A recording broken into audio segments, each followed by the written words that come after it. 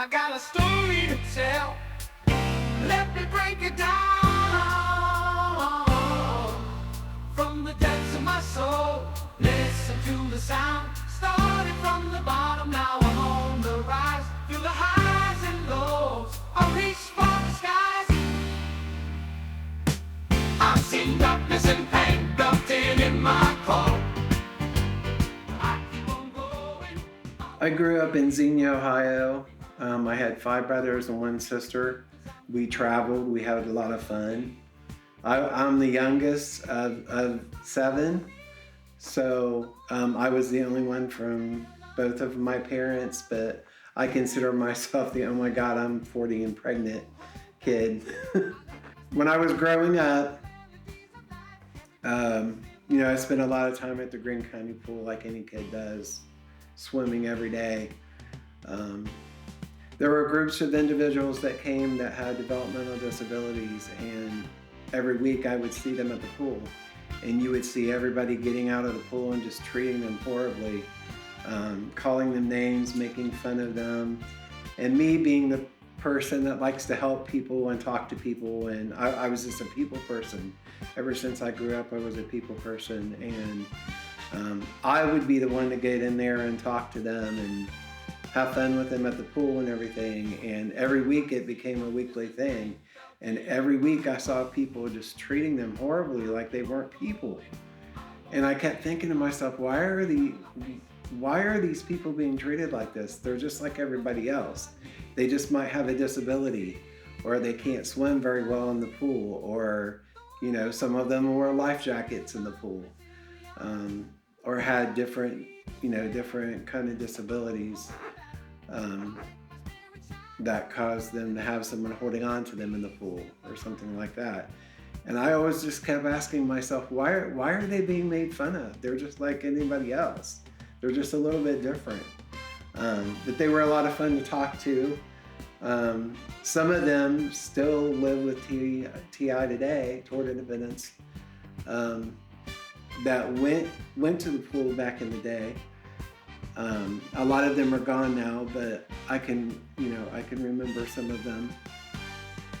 But fast forward to college, I was in a developmental disabilities class, and I didn't know it at the time, but my teacher actually was the executive director of Toward Independence. It was Beth Ann Cliff. And she gave us an assignment to do a site observation with an agency that had developmental disabilities, that served people with developmental disabilities.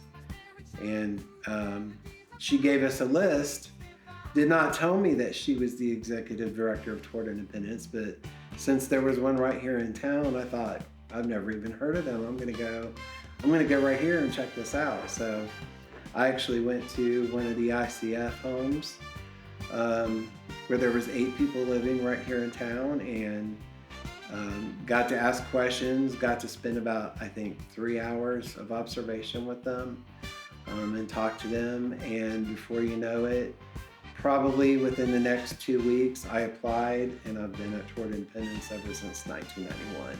TI has impacted me. It has made a difference in my life, just by knowing that I had a hand in people achieving their goals, or even the smallest thing, but achieving their goals, making their dreams come true, and just knowing that you're a strong core person for each of the individuals. On a personal level, Toward Independence is a strong agency to work for. We're at the top of the food chain, as I call it. I think that we're a force to be reckoned with when it comes to excellent care for individuals, and that we provide daily, hourly, weekly, monthly, yearly, the best excellent care to anybody's loved ones that we possibly can. Okay, so when I first started, I was a DSP. I worked in several group homes, got trained just about everywhere.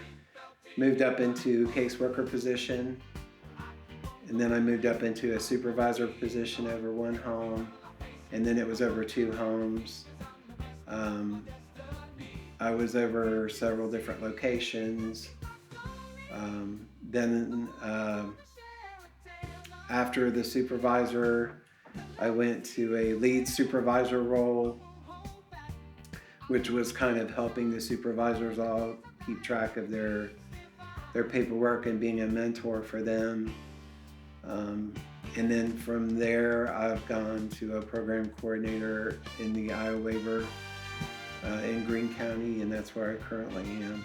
The memorable moments of sharing with the clients would be any of the vacations I've gone on with them, riding roller coasters with them.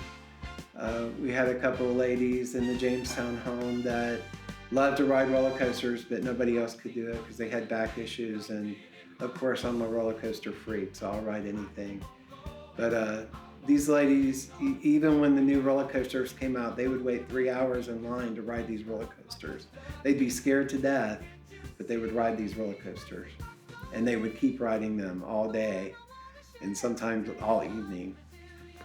Also, going to haunted houses with them, dances with them, proms with them, all of the special things that I got to experience with them, those are all memorable moments for me. You know, just getting to experience life with the clients. Anything that you do while you're here is memorable. It could be the smallest thing.